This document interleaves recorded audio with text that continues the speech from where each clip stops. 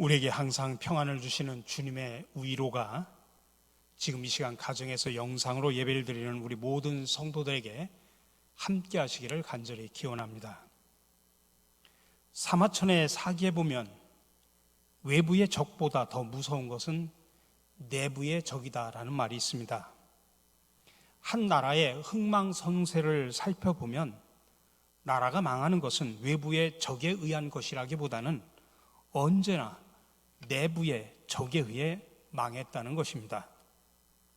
아니, 우리의 짤막한 인생을 봐도, 우리가 인생을 살아도 밖에서 오는 시련이 있는가 하면 내 안에서 일어나는 갈등이 있습니다. 그래서 내우외한이라는 말이 있죠. 내 안에서 일어나는 문제, 갈등과 온갖 것들을 내우라고 한다면 밖에서 오는 시련과 어려움은 외환입니다. 기업이 성장하는 과정에도 외환이 있습니다. 국제 경제라든지 환경의 위기, 환율, 유가 등 외부적 어려움이 있습니다. 그러나 내부의 문제도 있습니다. 오너 가족 간의 갈등 문제, 또 세상은 달라지는데 변화의 실패, 개혁의 실패 등을 들 수 있습니다. 잘 성장하는 기업이 몰락하는 것을 보면 외환 때문이 아니고 내우 때문인 것을 많은 경우 볼 수 있습니다. 내부의 적을 관리하는데 실패해서 무너지는 것이죠. 오늘 우리가 느헤미야서를 읽었습니다마는 느헤미야 4장은 외부로부터 몰려온 위기를 말하고 있다고 하면 오늘 5장은 내부에서 일어난 위기 상황입니다. 4장에서 외부의 적은 산발랏, 도비야, 게셈 등 그런 외부 적의 이름이 또 정체가 분명하게 드러납니다. 근데 5장에 나오는 내부의 적은 문제는 있지만 위기의 정체가 두루뭉실 분명하지 않습니다. 내부의 적을 다루는 5장을 살펴보면 1절에서 13절 전체가 성벽 재건 과정에서 유대 공동체가 직면한 내적 위기가 무엇이었던가, 또 이 위기를 어떻게 해결했는가라고 하는 그런 내용을 다룹니다.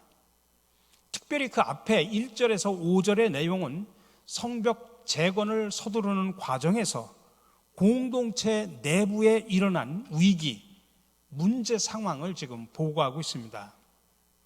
성벽 재건에 동참하기 위해서 흩어져 살던 유다의 백성들이 예루살렘으로 모여들었습니다. 요즘 말로 하면 수도권으로 인구가 집중하는 그런 현상이 일어난 겁니다. 이제 전시 상황에서 또 포로에서 막상 돌아왔는데 농사를 짓는 일손이 모자랐고 적이 코앞에서 노려보고 있는 상황에서 농장에 나가 일하는 것도 쉽지 않았습니다. 게다가 설상가상으로 흉년이 찾아왔습니다. 이런 와중에도 페르시아 정부는 제국에 속한 모든 나라 또 모든 사람들로부터 과도한 세금을 걷어들였습니다. 먹고 사는 문제, 양식 문제가 사회적인 문제로 대두하게 된 것입니다. 설상가상, 이게 인생입니다.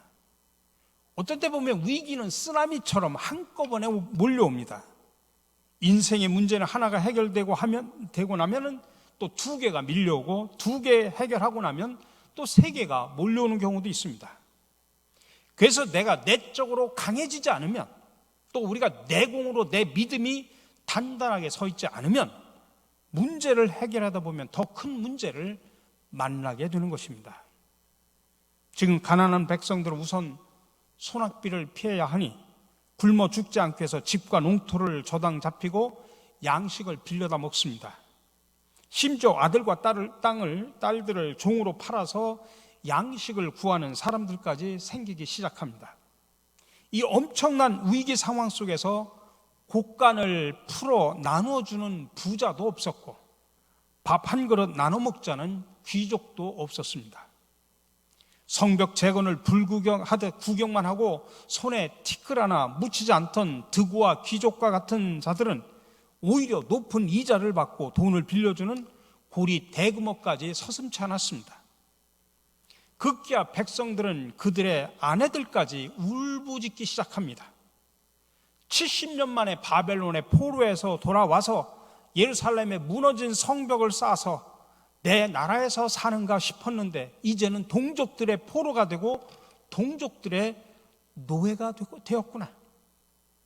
이런 부르짐의 성격을 보여주는 2절, 3절, 5절에 나타난 동사들은 히브리어 문법으로 모두가 분사 형태로 되어 있습니다. 세번역에 보면 그 뜻이 나와 있는데 2절에는 더러는 이렇게 울부짖는다. 3절에 보니까 또 어떤 이들은 이렇게 울부짖는다. 5절에 또 더러는 이렇게 탄식한다. 여기서 울부짖는다, 탄식한다라고 하는 이런 동사들은 전부 히브리어 문법으로 분사 형태로 되어 있습니다. 분사형으로 되어 있다는 말은 어떤 뜻이냐면은 우리가 어려움이 있을 때, 위기가 있을 때, 배고플 때 그냥 한 번 그때 울었다, 그 말이 아니라는 이야기입니다.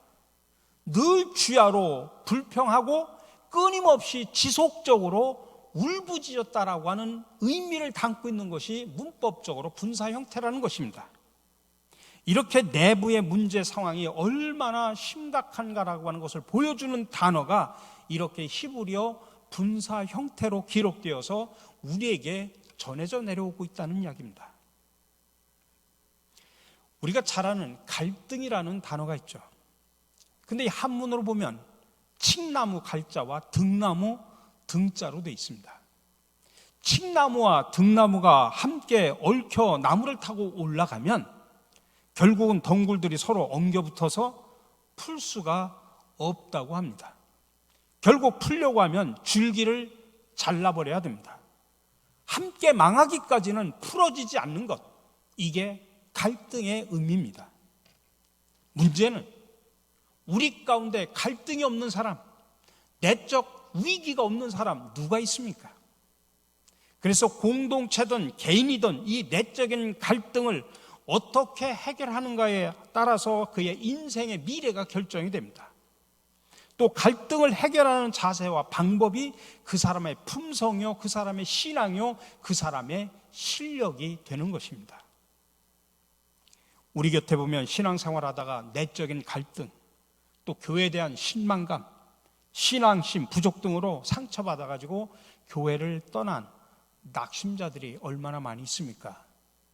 이름하여 그런 사람들을 요즘에 가난한 성도라고 표현합니다. 가난한 성도, 거꾸로 이야기하면 안 나가라는 뜻을 그렇게 가난한 교인, 성도라고 표현합니다. 200만 시대가 되었다고 합니다. 아직은 가난한 교인이 교회 신앙을 멀리 떠나 있지는 않습니다.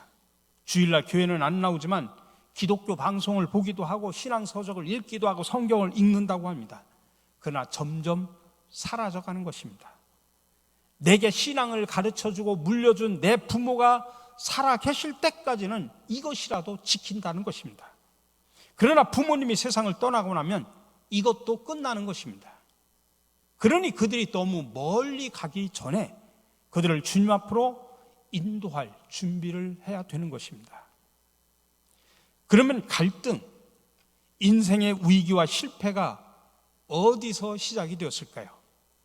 마귀들이 사는 지옥에서 생긴 것이 아닙니다. 여러분, 갈등은 천국의 모형인 에덴 동산에서부터 갈등이 시작되었습니다. 지금도 둘이든 열이든 백이든 인간이 모인 자리에는 왜 갈등이 일어날까요? 이유는 하나입니다.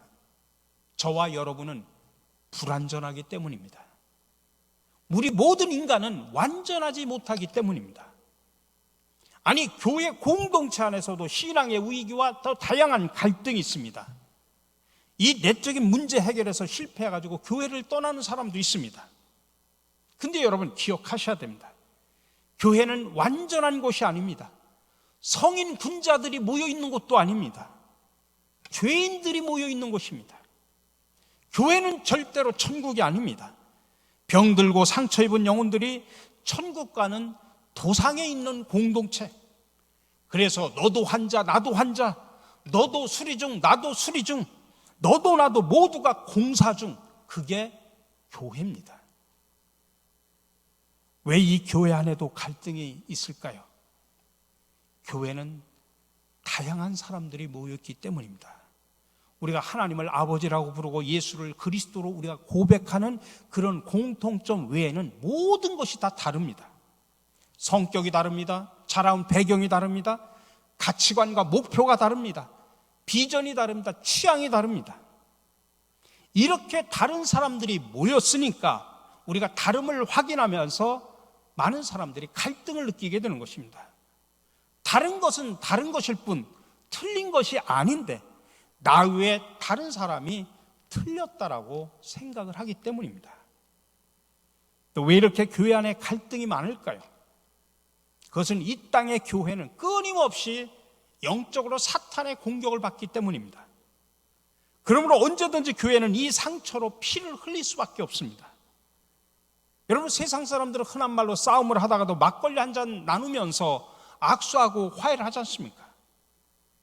저는 그렇게 생각합니다. 막걸리 한 잔으로 정말 화해할 것 같으면 차라리 한 잔 하십시오. 그게 더 성서적일 수도 있어요. 못하면서 왜 그렇게 한번 교인들끼리는 싸우면 평생 원수처럼 보내야 됩니까? 오히려 막걸리 한 잔 먹고 화해하는 믿지 않는 사람들이 더 낫지 않습니까? 또 성서적인 가치관을 실현하고 있지 않습니까? 여러분, 예수 믿는 사람들 사이에는 갈등이 생기면 좀처럼 화해가 일어나지 않습니다. 왜 그럴까요? 아까 말씀드린 대로 우리 갈등의 배후 속에는 사탄이 역사하기 때문입니다. 안 보이니까 우리를 공격하는 겁니다. 그때 사탄은 우리가 넘어지면 쾌재를 부르는 것입니다. 그러니 여러분, 공동체 안에 있는 형제 자매에게 양보하고 타협하는 것을 두려워하지 마십시오. 꼭 내가 생각하는 것, 내가 주장하는 것이 옳다, 그것을 관철해야 된다, 그렇게 생각하지 마십시오. 여러분, 공동체 안에서는 지는 것이 이기는 것입니다. 절대로 상대방의 생각 차이 때문에 그것의 감정으로 만들어가지 마십시오. 이 갈등으로 하나님의 선교를 무너뜨리고 공동체를 무너뜨리지 마시기 바랍니다. 차라리 지십시오. 그러면 이기는 겁니다. 우리 공동체 안에 갈등이 계속되고 분노하는 것은 사탄에게 송두리째 승리를 안겨주는 것과 마찬가지입니다. 우리는 교회라는 성벽을 무너뜨리는 사람이 되어서는 안 됩니다. 하나님이 세운 이 공동체를 무너뜨리는 사람이 되어서는 안 됩니다. 아니, 오히려 무너진 곳에도 내가 가면 재건된다, 수축된다, 다시 건설된다. 이게 바로 하나님의 사람이여 오늘 이 시대의 느헤미야가 되는 것입니다. 오늘 본문에 나오는 백성들의 불평은 언제 어디서나 있을 수 있는 일입니다. 배고픔의 문제, 어제 오늘의 문제가 아니지 않습니까? 무너진 고국 땅 성벽 재건이라는 대업 앞에서 느헤미야는 이 정도쯤은 무시하고 그냥 공사에 집중할 수도 있었습니다. 그러나 느헤미야는 성벽 재건 못지않게, 아니 더 중요한 것이 무엇인가를 그는 정확하게 깨달았습니다. 공동체 안에서 하나님의 가족의 마음이 무너져서는 안 된다는 것을 알았습니다. 아니, 공동체가 무너져서는 안 된다는 것을 알았습니다. 우리 지도자들의 정신이 무너지면 안 된다는 것을 알았습니다. 그래서 느헤미야는 지금 분노를 합니다. 거룩한 분노를 드러냅니다. 돈을 꿔주고 높은 이자로 농토, 집, 심지어는 자녀들을 저당 잡은 귀족들과 민장들, 요즘 말로 하면 공무원들을 호되게 꾸짖습니다. 그러자 그들이 회개하고 순종을 합니다. 이자 받지 마라, 저당 잡은 밭과 자녀들을 돌려보내라, 그렇게 맹세를 받고 제사장들 앞에서 공인을 받습니다. 공증을 합니다. 그리고 나서 우리가 읽지 않았습니다. 13절에 가면 거기에 소름 끼치는 퍼포먼스를 합니다. 13절의 내용입니다. 내가 옷자락을 털며 이르기를 이 말대로 행하지 아니하는 자는 모두 하나님이 또한 이와 같이 그 집과 산업에서 털어버리실지니 그는 곧 이렇게 털려서 빈손이 될지로다. 느헤미야 자신의 옷을 벗어서 옷을 지금 탈탈 털어가며 지금 이야기하는 겁니다. 이때 당시의 옷은 여러분 이런 옷이 아니라 통옷입니다. 통옷. 그러니까 그 옷을 벗었다면 거의 알몸입니다. 아니, 총독이 지금 옷을 벗어가지고 털털 털면서 지금 얘기하는 겁니다. 만약에 자신의 지위와 부를 이용해서 약한 자, 가난한 자를 약탈하고 공동체를 무너뜨리는 자는 하나님께서 이렇게 그 집안을 탈탈 털어서 알몸, 빈손이 되게 할 것이라고 하는 지금 선언을 하는 것입니다. 그러자 백성들이 회개하고 순종을 합니다. 그러자 공동체 위기가 극복이 됩니다. 갈등이 치유가 됩니다. 불평이 사라집니다.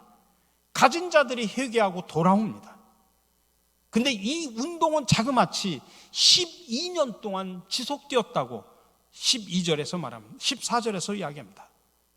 또한 유대 땅 총독으로 세움을 받은 때 곧 아닥사스다 왕 제 12년부터 제 32년까지 12년 동안은 나와 내 형제들이 총독의 녹을 먹지 아니하였느니라. 여러분, 사자충이라는 말을 들어본 적 있습니까? 사자충, 동물의 왕자 사자에게 함부로 덤비는 숲속의 동물은 없습니다. 그러나 이 사자도 자기 몸속에 자기의 장기를 갉아먹는 벌레 한 마리, 사자충이 기생을 하면 사자도 꼼짝없이 죽는다고 합니다. 이처럼 건강한 공동체도 사자충 같은 사람 하나가 있으면 그 공동체는 무너질 수밖에 없습니다. 반면에 느헤미야 같은 한 사람이 있으면 무너진 성벽도 재건됩니다. 산발락과 도비야, 게셈이 덤벼도 외환을 물리칠 수 있습니다. 내부에 일어난 심각한 갈등을 치유하기 시작합니다. 여러분, 우리 가정에도 한 사람이 중요합니다. 어려움을 겪던 가정에 느헤미야 같은 한 사람이 일어나면 가문이 일어납니다. 우리 교회 소그룹인 가정교회 안에 느헤미야 같은 한 사람이 서 있으면 그 사람 때문에 우리 가정교회가 서고 구성원들의 믿음이 서고 가정교회가 부흥하게 되는 것입니다. 우리 사랑하는 성도 여러분, 그러므로 여러분 인생 살아가시면서 내게도 느헤미야를 보내달라고 하나님 앞에 기도하시기 바랍니다. 주여, 항상 내 곁에 느헤미야 같은 사람이 있게 하여 주시옵소서. 근데 여러분, 기도를 거기서 멈추면 안 됩니다. 한 걸음 더 나가서 이렇게 성숙한 기도를 드리십시오. 하나님, 제가 어디에 가든지 어느 곳에 있든지 느헤미야가 되겠습니다. 내가 세상에 나가면, 일터에 나가면 그곳에서 제가 느헤미야가 되겠습니다.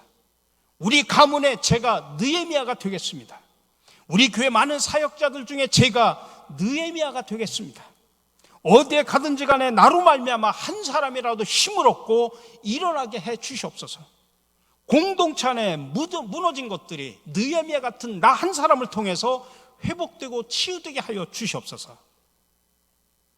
여러분, 어디에 가든지 간에 여러분 곁에 이렇게 느헤미야가 나타나는 것, 정말 하나님의 은혜입니다. 또한 여러분 자신이 느헤미야가 되는 것, 그럴 때마다 하나님이 나를 쓰시는구나 감사하며 행복한 사역을 하시기 바랍니다. 그러나 마지막 우리가 반드시 기억해야 할 것이 있습니다. 하나님이 세우신 성벽을 무너뜨리는 것, 여러분, 내 안에 있습니다.